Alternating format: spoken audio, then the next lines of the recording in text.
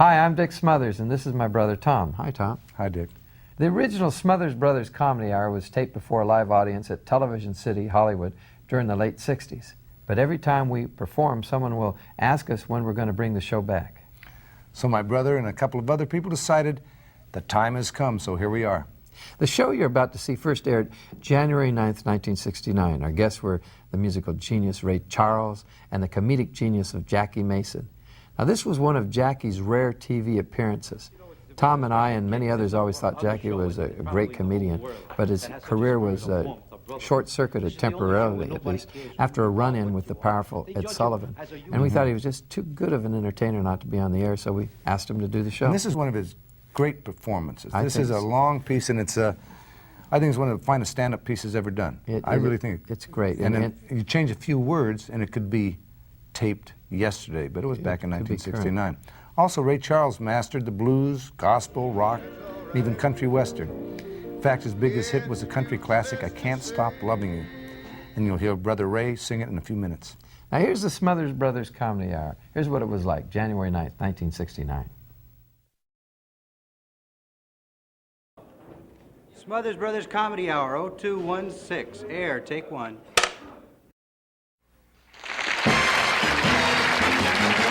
It's the Smothers Brothers Comedy Hour.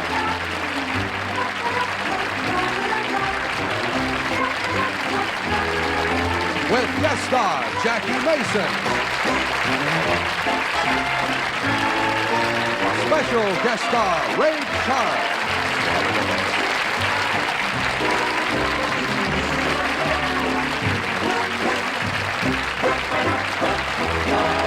Jimmy Joyce singers, the Ron Poindexter dancers, and Nelson Riddle and his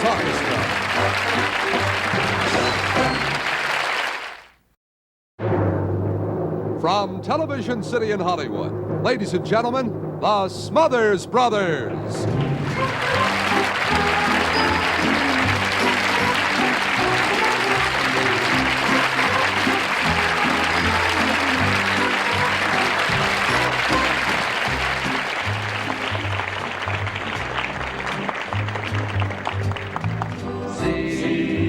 Ye shall find, knock, and the door shall be open. Ask, and it shall be given, and the love will come trickling down. Seek and ye shall find, knock and the door shall be opened, ask and it shall be given, and the love will come a-trickling down. Now, we can read that a lot of ways, but I know a lot of you will say 68's been a bad year. It really has. It hasn't been a year of pleasure. You say, well, maybe you have knocked and the door wasn't open, and you've asked and it hasn't been given. Well, I sometimes wonder, and you're probably asking me, why? You ask me why. Probably some of you are asking me why I'm so optimistic. Why you smell? I can tell you why you smell it. Very simple. 69's not going to be a good year. Some of you are probably asking why that I smile and I'm happy and I'm optimistic and I'm looking forward to the future. Why? 1968, not yet, Dickie. Okay. I'll tell you when to ask me why. Boy, it's tough working with your brother. But I know a lot of problems have come up in 1969. There could have been a lot of jokes about 1969. Nothing. 1960 was a disaster. Which one? And when we look all the way around us, all we see is moral decay in the country, black and white strife, people starving. There's a total lack of love in the world, and young students and teachers are rioting. And I'll tell you why I smile, even in the midst of what we see around us, and why I have hope for the future, and why our show, and my brother and myself, try to reflect oftentimes what's wrong, but we also want everybody to know that we know what's right. You ask me why I smile with disaster around, right? Some of you don't know why. That I should be so optimistic in a world turned asunder and say, knock and the door shall be open? You ask me why? Go ahead, Dickie, now. What? Ask me why? Lower your voice. Ask me Lower- why? I said lower your voice. Ask me why. And I feel optimistic. And Okay. I wanna go. Why? I don't know why. If I knew why, Life is a long, hard journey, and it doesn't matter where it ends. So make the journey count, my friend. Love come a trickling down. Everybody, Seek and ye shall find. Knock and the door shall be open. Ask and it shall be given, and the love will come a trickling down. Seek and ye shall find. Knock and the door shall be open. Ask and it shall be given, and the love will come a trickling down. love come a trickling, love come a trickling, love come a trickling down. Come a trickling down.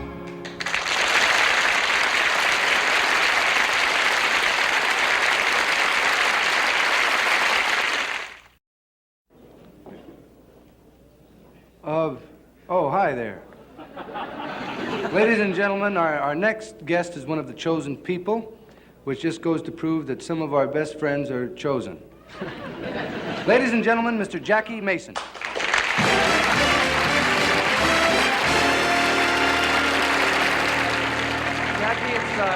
Jackie, it's good to have you on the show. It's really good to have you. Well, I wish you would have made him stop applauding first because I'm a very big hit, and I don't like to interrupt because I like to hear how I'm going to do. Yeah. Because the rest of the show is not so fantastic that I think you have to rush into it. Okay, I don't want you to get bugged because I've always, both my brother and myself have always liked your act because you really do great shtick. What did you say? What did you say? I said my brother and myself have always liked your act and you do great shtick. I don't understand that. What language are you talking? What language are you talking? That's showbiz. I'm talking showbiz. Great, you do great shtick. It's a showbiz phrase, you know. No, you're talking Jewish. Do you know you're talking Jewish or are you just kibitzing around? No, I'm not kibitzing around, so why don't you quit hawking at me, huh? Wait a second, where am I? What is this? The 10 lost tribes of Israel? I'm surrounded by Gentiles and it sounds like a Jewish neighborhood. Jackie, I'm not Jewish. My brother nor myself aren't Jewish. Oh, my brother used to be Jewish, but then, you know, he started hawking at me all the time, so I just, knock it off. I can't understand this. I really can't. Mm-hmm. You take a mediocre talent, you take a lousy voice, a simple mind, and then you double it, and you got a hit. But don't get me wrong, I respect your show. Yes, Your budget. Let me ask you something, Jackie. I don't want to get personal or anything. This is not. I'm not trying to just to get you uptight or anything. I just wondered, are you actually really Jewish? You don't understand. I'd like to know what gave you the idea. Is it the way I talk? Well, actually, you do talk kind of different. It's kind of your speech pattern. I thought maybe, you might be Jewish. No, there's nothing wrong with the way I talk. It's the way you listen. You see, to you, I sound Jewish, right? Right. That's because of your ears. Uh-huh. You got Gentile ears. That's why I sound Jewish. If you had Jewish ears, I would sound normal. Uh-huh. Also, it wouldn't hurt your looks. I heard, and I don't know, because it's always repeated by a lot of people, that you studied to be a rabbi. No. They made it up. I was never a rabbi. Oh. I was a priest. Priest? I'm so really surprised to hear that. So was the Vatican. Yeah, well, look, let's be honest about it. You don't have to be Jewish to be funny. That's a relief. Uh-huh. See the way I look at it? Everybody should get their laughs from the church of their own choice. I think we better bring my brother out, and we'll get some laughs together. Dick? Oh, Dick, look come who's here. That was great. Oh, how do you do? It's certainly nice to have you on my show. It's nice to have you on my show. As a matter of fact, Oh, Dick and I. I'll let you in on a secret. What? My brother Tom and I You don't say? were just saying that you That could me? sing a song with us. I'd love to sing a song, and it's a song we all believe in. It's about the church of our choice. There's a Catholic church in my little hometown with two big bells in its tower, and they rang dong ding ding. There's a Protestant church in the same little town with a great big bell in its steeple, and it rang dong dong. There's an old synagogue in my little hometown with a small silver bell over the door, and it rang ding-a-ding-a. And every night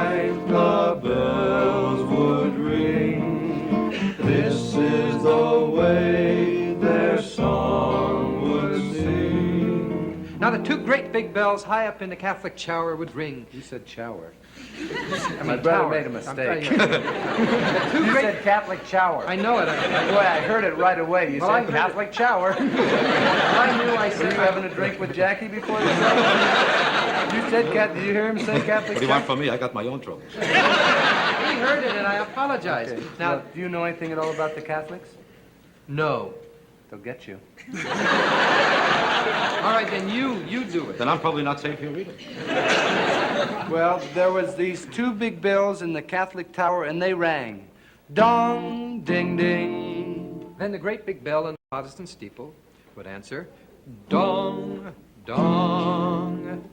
And in the old synagogue, there was this little silver bell, hanging a little crooked, that would sing, ding ding. And every night when they all rang together, they would sound just like this. Dong, ding, ding. Dong, dong. Ding ding.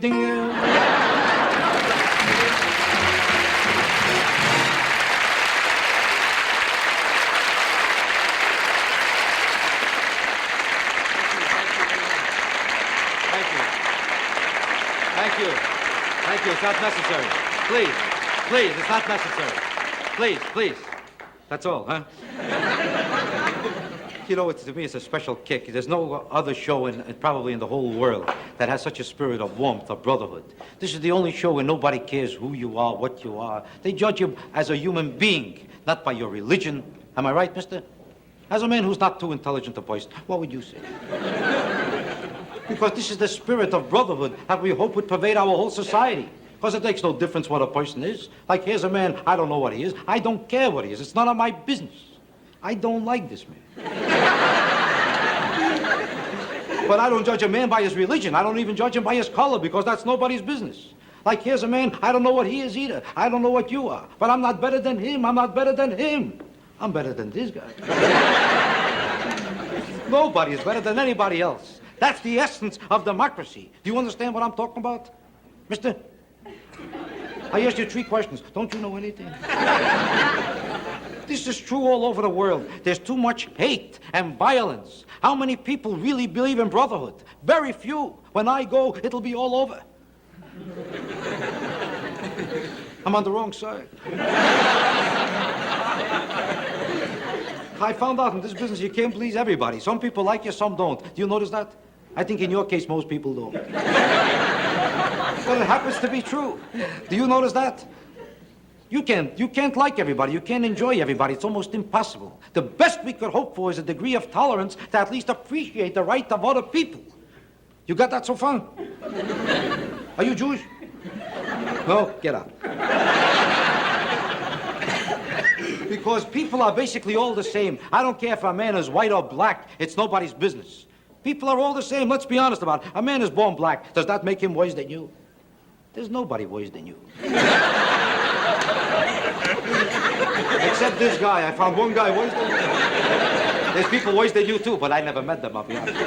What I'm trying to bring out is that's the only way that this country will ever survive. When you ever stop to think that this country was actually born by accident? We're all here by accident. You certainly are. Do you know when Columbus discovered America, he wasn't even looking for America? Anybody? So far, you didn't know one thing unless I told you. He wasn't. He was looking for a shortcut to India. Nobody could figure it out because he was running around with Queen Isabella at the time. I don't know if you heard about it. And he was doing pretty good. All of a sudden, he started looking for a shortcut to India. Everybody else was looking for a shortcut to Queen Isabella. You know, originally when he came, he accomplished nothing because all the banks were closed. It was Columbus Day. That's my best joke, mister. I think there's a Nazi right in front of me. It hurts him that a Jew is white. I'm trying to preach the significance of brotherhood and love. Do you understand that, mister? Right now we got problems all over the world. Take a look what's going on in Vietnam. Mister. Do you understand what's going on? No matter how much you love your country, are you a citizen? Doesn't it bother you what's going on there? I don't believe everything they tell me. Every day they tell me that we knocked out 500 bridges in North Vietnam. Do you believe that? I studied North Vietnam carefully. I just came from there. I found out there's only 8 bridges in North Vietnam. How do we find 500 bridges a week to knock out? Anybody? I'll tell you how they do it. You're lucky I'm not busy. I'll explain it to you. Every day we send bombers over North Vietnam, and these bombers drop bridges. Then we knock out the bridges that we dropped, and we rebuild. You understand that?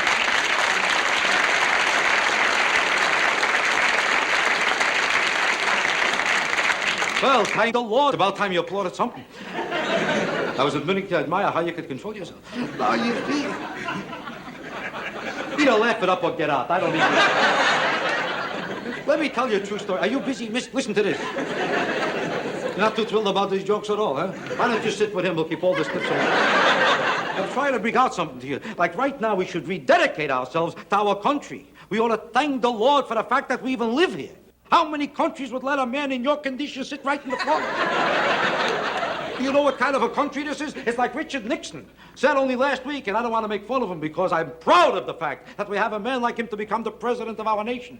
Because he's going to do a lot of things nobody ever did before, and he himself don't know what it is. As a matter of fact, that's how he won the campaign. He says, I'm definite. About what? I can't tell you. He says, I'm going to do. They said, what? He says, it's not my business. He never answered a question throughout the campaign. That's why they voted for him. They figured if he don't know what to do, he must be pretty good. He's smart enough not to find out. He's no good. Did you ever hear one of his speeches? He said, I'd like to make one thing very clear, and I think this is very important to make it very clear, whatever it is that I'm talking about. Because if we make one thing clear, then we could go and make another thing clear and have two clear things that we didn't have before. Because once you have number one and number two, then...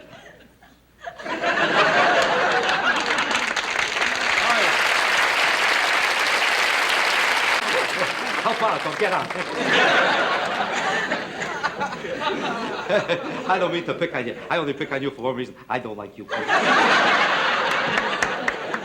You know, this is hilarious. I pick on him, he gets mad. I pick on him, he laughs. You know why he laughs? Why do you think he laughs? Stupid, he don't know what it is. I'm kidding you. I don't make a living from picking on people. If you was a person, I wouldn't have bothered you either.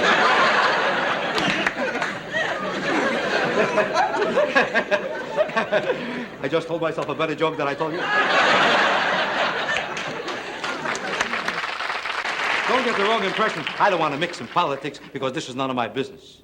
I'm here to express the tributes of this country in terms of the brotherhood and love that this nation enjoys. And the only thing that will make this nation endure. I say let's forget differences.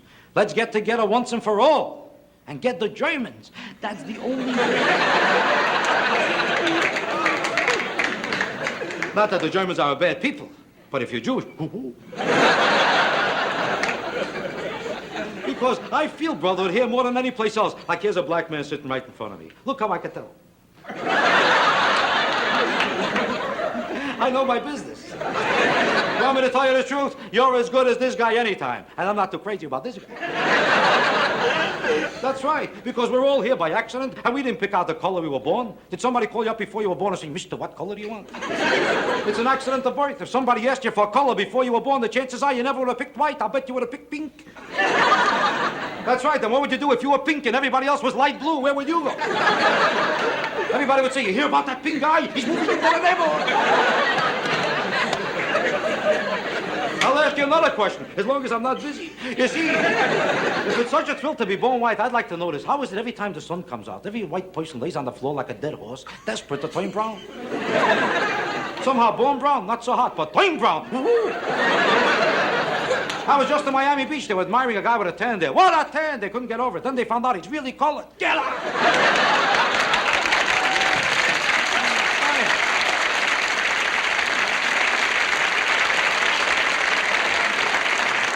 I say that it makes no difference who you are as long as you don't look like this guy. It's all the spirit of fun. He don't think so.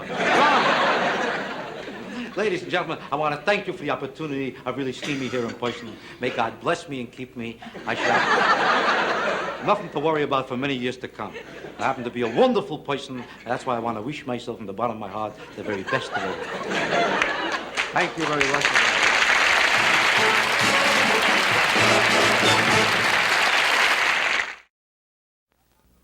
Once, a long time ago, in a concert in Atlanta, Georgia, the audience loved our next guest so much that they awarded him a title.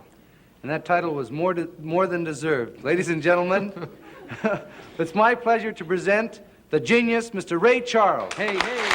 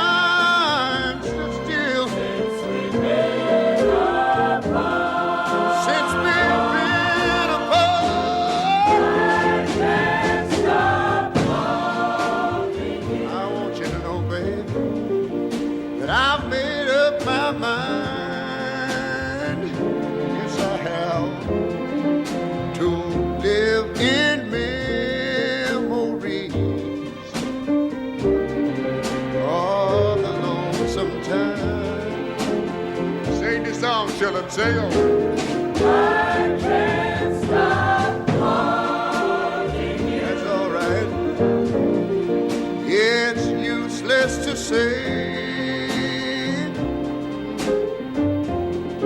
So I'll just live my life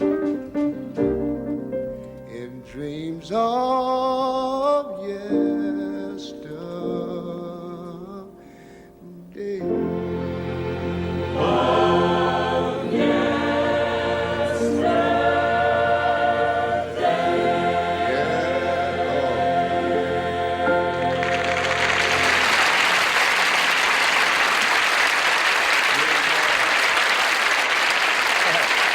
Thank you very much.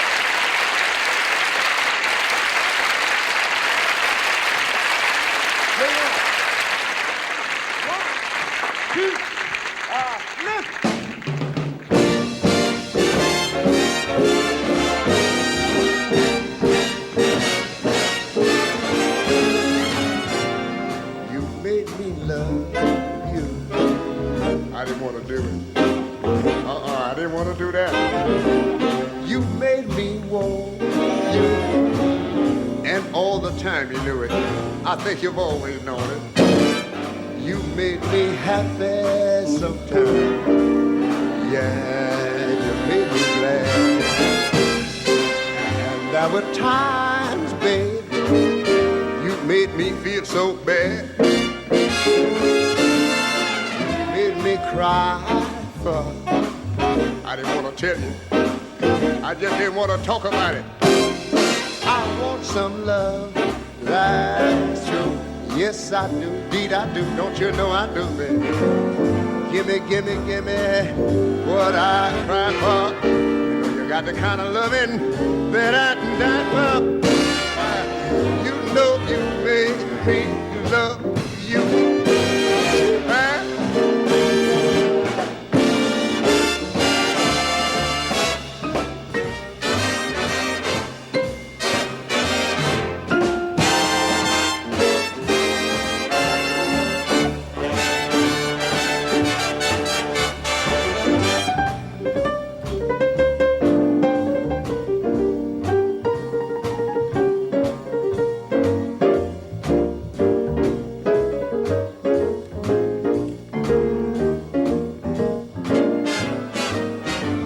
Gimme, gimme what I cry for. You got the kind of loving that I can die for. You know you made me. Now listen here, woman. You know you made me. Yes, you did. You know you made me love you. Come here, baby.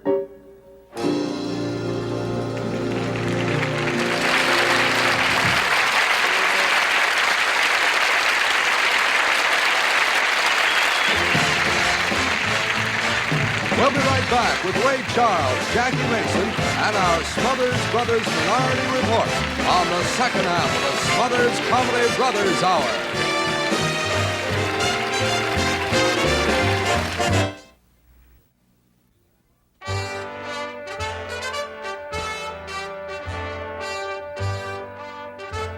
And now, the second in a continuing series of Smothers Brothers Minority Reports. Here to ask tonight's question is Dick Smothers.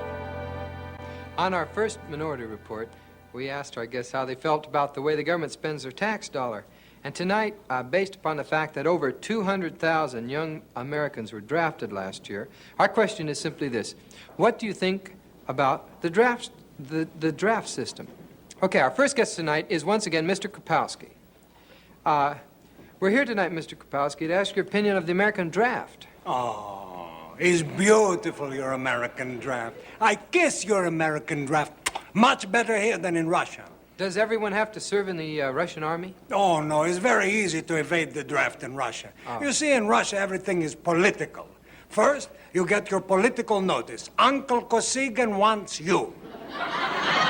Then, if you don't want him, first, you go to Soviet Health and Welfare for your political health certificate. If you cannot obtain this, then you go to Politburo for political exemption. If you fail to get that, then you go to Supreme Politburo for political discharge. If you can't get any of those things, then you go to American Embassy for political asylum. He's a wonderful American. Our next gentleman is Mr. Hernandez. One of the proposals for correcting the unfairness of the draft has been to create some sort of a lottery system. Oh. You mean like they do in Mexico where everybody takes a chance and buys a ticket and the winning number is going to get drafted? That's right. That's a very good idea, Mr. Smothers, except for one thing. What? Who's going to buy a ticket? Thank you very much. Anytime, senor.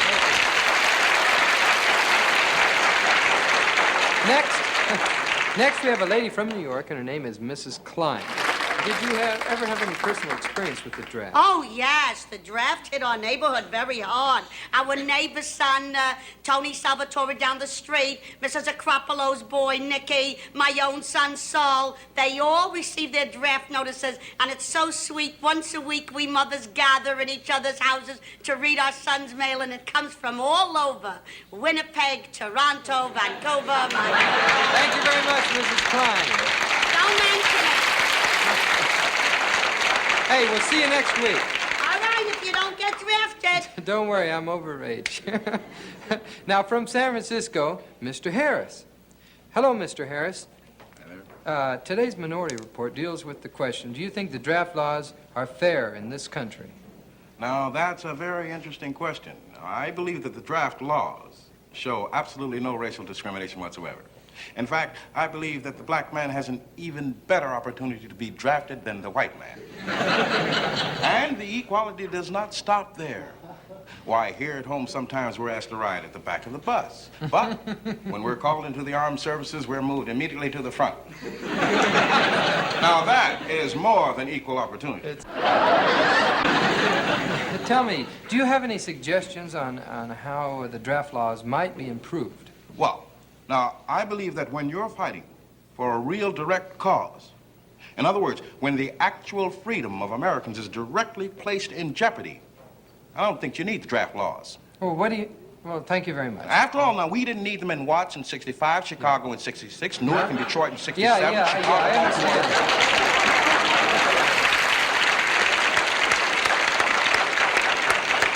Very interesting. Our last gentleman hails from County, California, and his name is Mr. Davis. Now, sir, how do you feel about the present draft laws? Gracious me, I'm glad you asked me that. With two kids of my own, I really have to face this problem. Golly, it's kind of like a two-headed coin, isn't it? My country on the one side, my family on the other. But I sat down and I talked with my kids for a long while. And we agreed that serving your country should come before anything. Why, it's a boy's duty to serve in the armed forces when he's called. That's, well, are you boys in the service now? I happen to have girls. But that doesn't change my opinion, not one little bit. Well, I remember when I was drafted, I couldn't wait to get to the front and tangle with the enemy. I wanted to see action and fight for my country. But when you can type 80 words a minute, you go where you need it the most. Tell me, sir, how do you feel about the draft laws? The draft laws, well, I feel about the draft the same way I feel about birth control. I like it. It's a very good thing.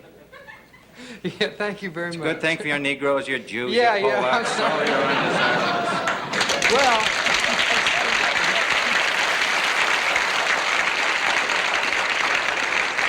Well, this brings to a close our second Smothers Brothers Minority Report. And until next time, we'd like to wish each and every one of our minorities a good week. Thank you.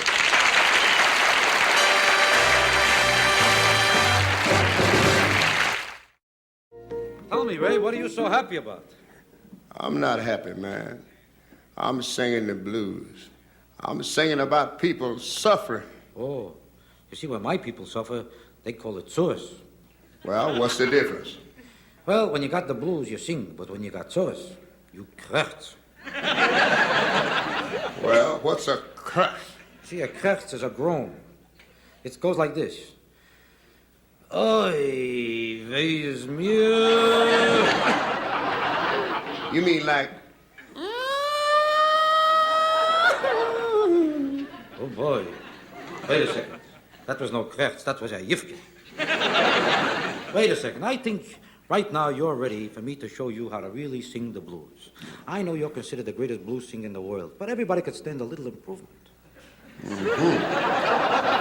Yeah, I understand you. Now, follow me carefully, and you'll make a real fantastic blues singer. All right. I got the blues in the morning. That was close. I got the blues most every night.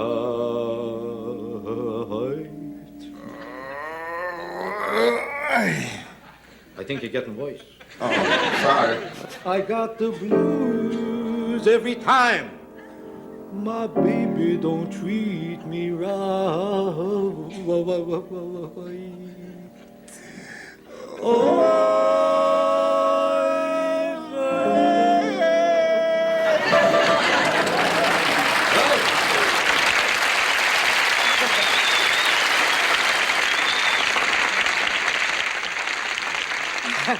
Now tell me the truth, Ray. How do you like the way I sing the blues?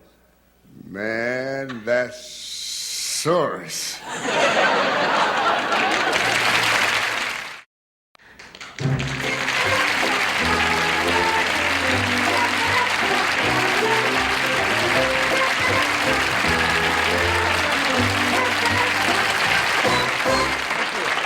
you very much. We'd like to thank our guests for this week, Ray Charles and Jackie Mason. Let's give them a big hand.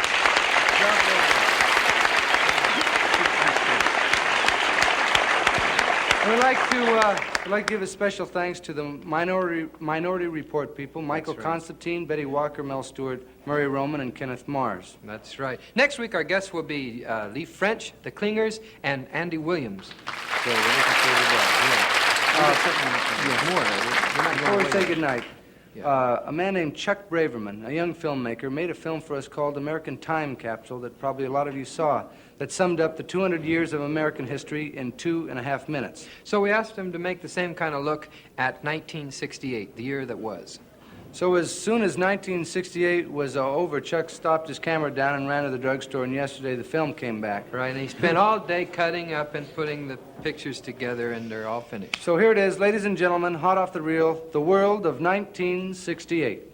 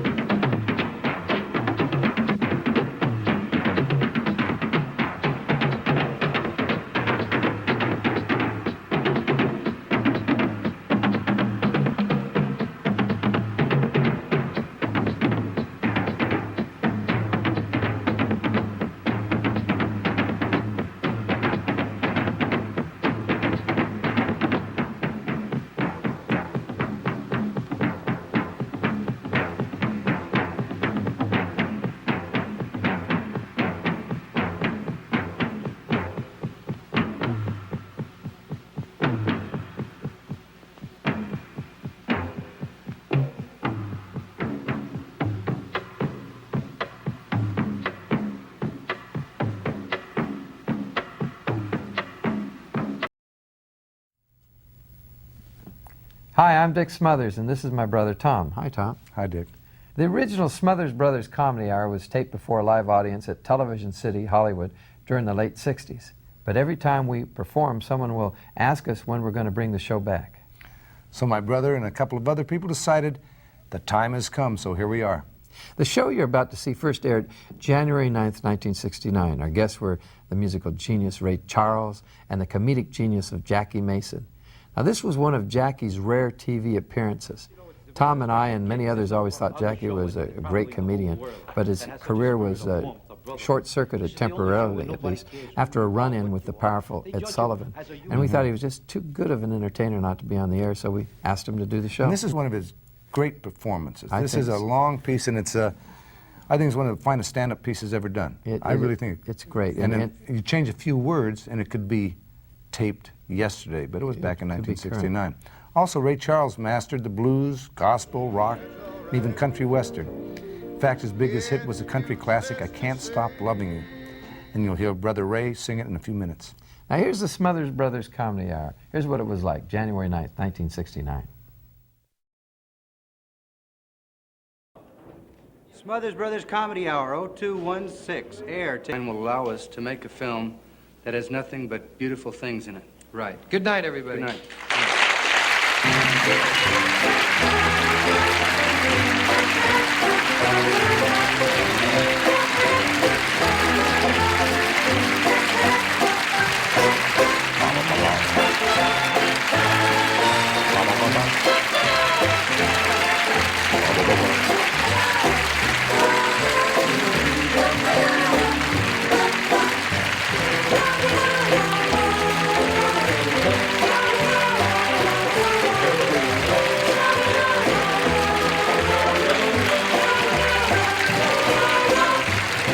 Also appearing on tonight's show with Paul Wayne and Marvin Miller, this is Roger Carroll.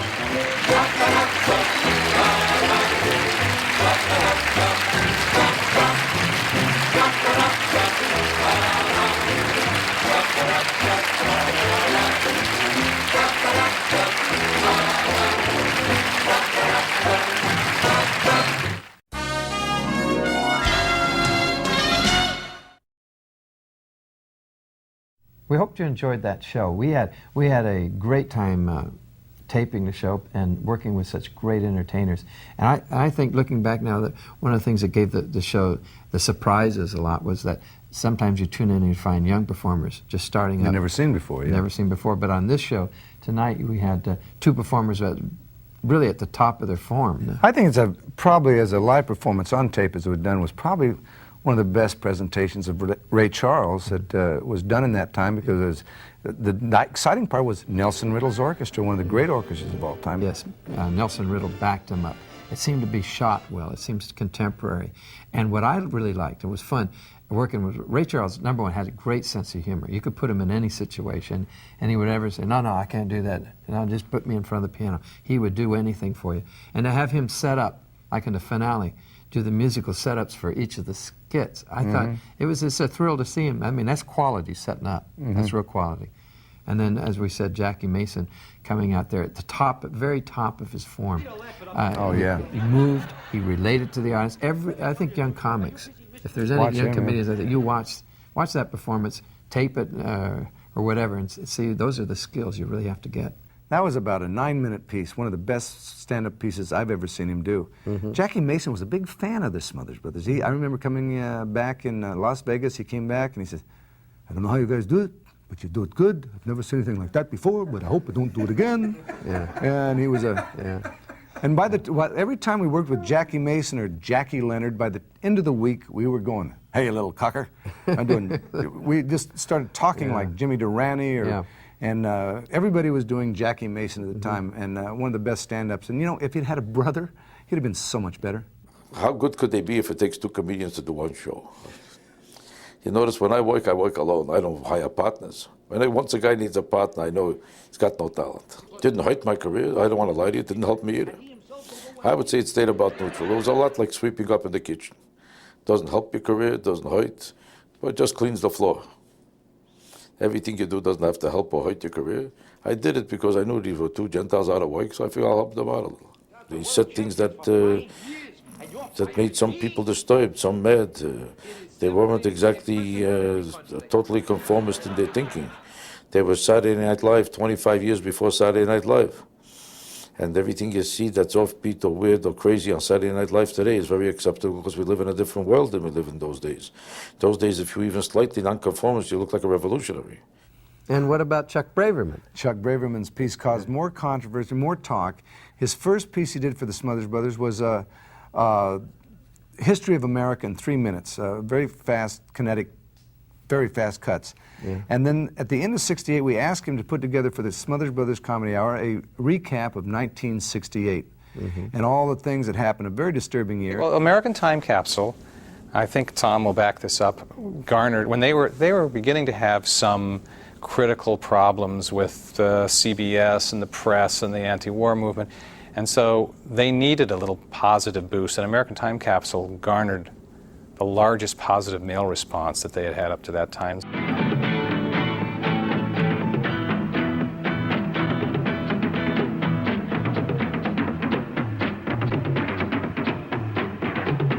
So there was a lot of enthusiasm and a lot of energy, and everybody knew something was happening. And so, of course, we had to do a follow-up. And the logical thing to do, it seemed to me after doing the history of the United States, this was now November of '68, and 1968 was a milestone year. So, thanks for watching. We hope to see you next time for another Smothers Brothers Comedy Hour. Bye now. Bye.